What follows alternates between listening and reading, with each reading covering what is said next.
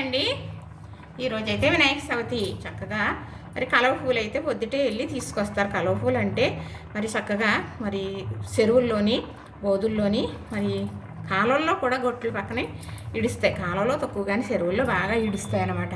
మరి మహాలక్ష్మి నివాసం కలవ పువ్వు కానీ తామర పువ్వు కానీ మరి ఇలా చేసి ఇది ఇలా ఉంది కదా, ఇలాగా ఇలా చేయాలన్నమాట. ఇలా చేసి చక్కగా ఫోటోకి ఇలా పెట్టేమనుకోండి దండలాగా చాలా బాగుంటుంది అనమాట. ఇలాగా చేయటం చాలా సులువు. ఇది చూపించాలని అనుకున్నాను. ఈరోజైతే అవకాశం బాగానే వచ్చిందండి. వరలక్ష్మి వ్రతానికి కూడా మా వారు తీసుకొస్తారు. చక్కగా చూసారా దండ ఎలా అయిందో. ఇదిగో అలానే ఇంకొకటి ఇదిగో ఫస్ట్ ఇది ఇలాగా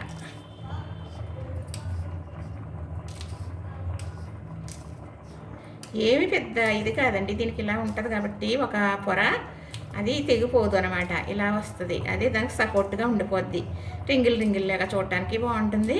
తర్వాత మనం ఫోటో పెట్టడానికి దానిలాగా చాలా బాగా ఇది అవుతుంది అనమాట. చూసారా, ఏదైనా తెలిసిన వారు చేసింది గబుక్కుని చేసేస్తారు, తెలియని వారు అబ్బా ఎలా చేశారా అనుకుంటారు. చూసారు కదా, ఇలాగా మనం ఫోటోకి పెట్టడమే. అలా అన్నప్పుడు పాలు వెళ్ళి మా వారు పెడతారన్నమాట. అలా నేను ఇలాగా చేయడం అన్నయ్య వాళ్ళు తెచ్చిచ్చేవారు అనమాట. మామూలుగా పూజలప్పుడే కాకుండా అక్కడ కాలువలో చెరువులు బోధులు ఎక్కువ పుట్టింటి దగ్గర మరి పల్లెటూరు మూల ఈ ఏం కలవ పూలండి ఎంత ఉన్నాయి, చిన్నగా ఉన్నాయి. ఇంతంత కలవ పూలు ఉండే అప్పుడు. మరి ఇవి కూడా మరి సారం తగ్గిపోయిందని అనుకోవాలి. చక్కగా చూసారా, ఇదొక దండ, 3 దండలు ఒక్క నిమిషంలో అయిపోయినాయి. చూసారా,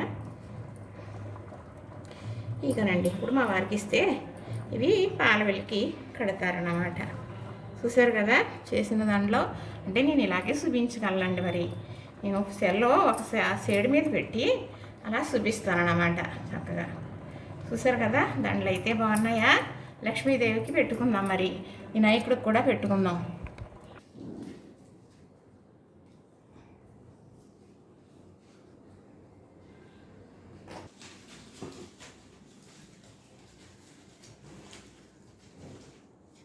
అంతే, పెద్ద తాడెట్టి కట్టవలసిన పని ఏమీ లేదు.